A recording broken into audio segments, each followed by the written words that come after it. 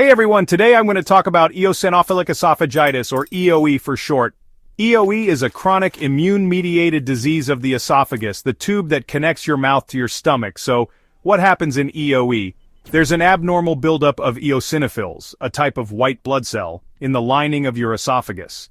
This causes inflammation and swelling, making swallowing difficult. If left untreated, it can lead to serious complications like esophageal narrowing and food impaction. Now let's dive into the causes. EOE is mainly caused by the immune system overreacting to allergens, whether from food or the environment. Common food triggers include milk, eggs, soy, wheat, peanuts, tree nuts, fish, and shellfish. Environmental factors like pollen, dust mites, pet dander, and mold can also contribute. Additionally, conditions like GERD or acid reflux can worsen EOE symptoms. Genetics play a role too. If you have a family history of EOE, asthma, or other allergic diseases, your risk is higher.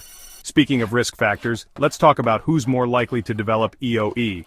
It's more common in males than females and can develop at any age, but it's more frequently diagnosed in children and young adults. If you have a close relative with EOE, or if you suffer from allergic conditions like asthma, hay fever, eczema, or food allergies, your risk increases. Seasonal allergies can also make symptoms worse, especially during high pollen seasons. Interestingly, EOE is more common in dry, cold climates. So how do we prevent EOE?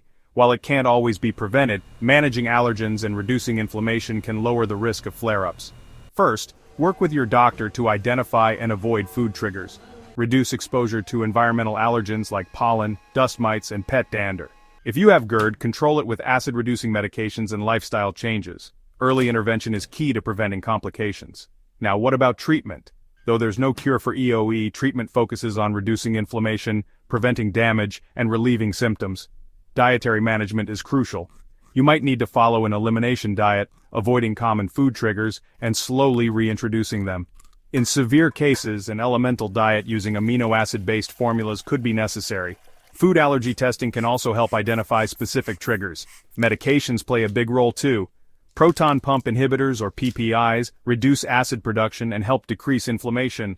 Swallowed corticosteroids like budesonide and fluticasone can also reduce eosinophilic inflammation. For some, biologic therapies like dupilumab can regulate the immune response. And if environmental allergies are a factor, antihistamines and other allergy medications can help.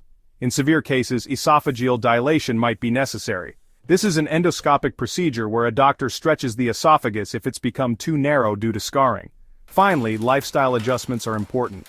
Manage your allergies, eat slowly, and chew thoroughly to prevent food from getting stuck, and avoid smoking and alcohol as they can worsen symptoms. To wrap up, eosinophilic esophagitis is a chronic but manageable disease. Early diagnosis, dietary adjustments, and medication can prevent long-term damage and improve your quality of life. If you or someone you know has trouble swallowing, chest pain, or food getting stuck, consult a doctor for evaluation. Thanks for watching and take care of yourselves.